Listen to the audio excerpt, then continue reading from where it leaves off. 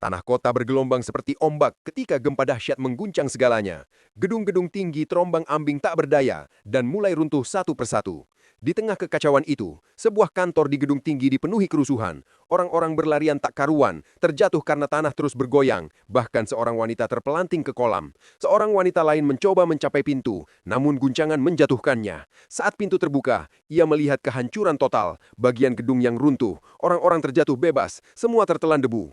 Ia berusaha melarikan diri lewat tangga bersama kerumunan, tetapi ledakan terjadi, membuat seorang koki terbakar, dan ketika mereka menuruni lantai berikutnya, tangga ikut runtuh, menjatuhkan seseorang ke lubang besar.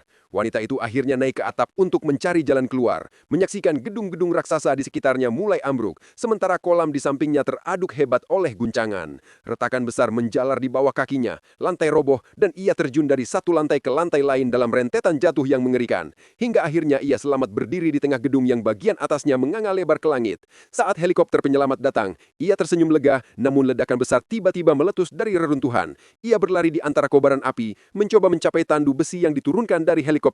Tetapi pijakan runtuh, dan ia jatuh tepat di tepi lubang lift yang gelap tak berujung.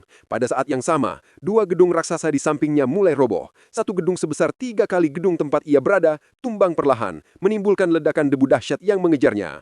Ia berlari sekuat tenaga melompati reruntuhan sebelum akhirnya ditelan debu tebal. Dari atas, pilot tak melihat apapun, namun tetap menarik tali tandu. Hingga akhirnya, perempuan itu terlihat bergelantung di sana, berpegangan erat, sementara gedung tempat ia berdiri telah lenyap total. Ia ditarik masuk dan keduanya jatuh ke belakang sambil berpelukan lega. Namun bahaya belum selesai. Dari balik kepulan debu, helikopter muncul kembali dan harus menghindari gedung raksasa yang roboh ke arahnya. Helikopter oleng, berputar-putar, dan hampir menabrak gedung lain yang juga runtuh, sebelum akhirnya kembali stabil.